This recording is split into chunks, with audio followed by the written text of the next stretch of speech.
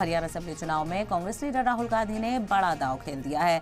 रियासत में इंतखाबी तशरीह थमने से 2 दिन पहले ही राहुल गांधी 6 असेंबली हलकों को पदयात्रा के जरिए से कवर करने वाले हैं।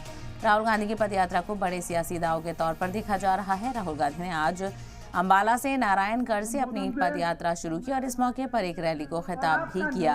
आवाम की जेब से पैसा जा रहा है। बीजेपी पर जमकर निशाना साधा राहुल गांधी ने और कहा कि अमीरों के खातों में धड़ाधड़ पैसे आ रहे हैं। जवानों की पेंशन चोरी की जा रही है। पेंशन का पैसा सरमायाकारों की जेब में जा रहा है। राहुल गांधी ने कहा कि हम किसानों का कर्ज माफ करेंगे, 500 रुपए का गैस सिलेंडर दिया जाएगा, तो वहीं ओल्ड पेंशन स्कीम फिर से लागू की जाएगी। साथ ही जात पर मबनी मर्दमशुमारी भी कराएंगे। इसकी बातें कही गई हैं।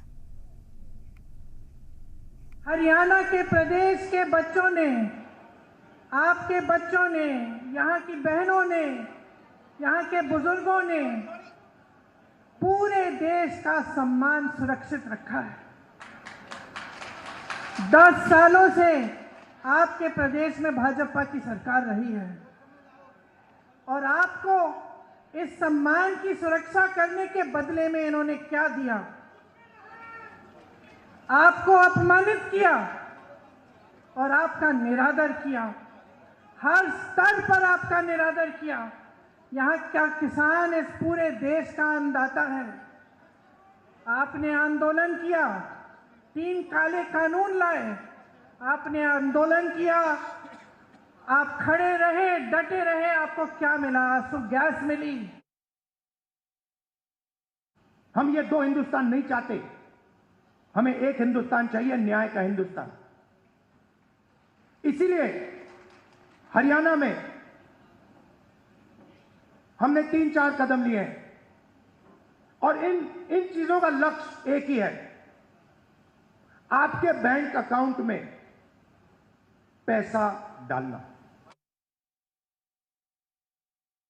धान नहीं खरीदा जाता, सही रेट नहीं मिलता, फिर आप भगते हो सेना की ओर। आप कहते हो चलो यहां काम नहीं हुआ, चलो आर्मी में जाते हैं, बॉर्डर पे खड़े हो जाएंगे,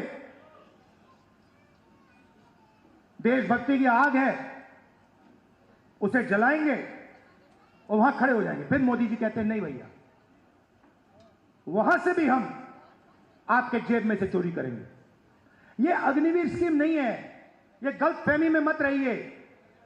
ये जवानों की पेंशन चोरी करने का तरीका है, सीधी सी बात है।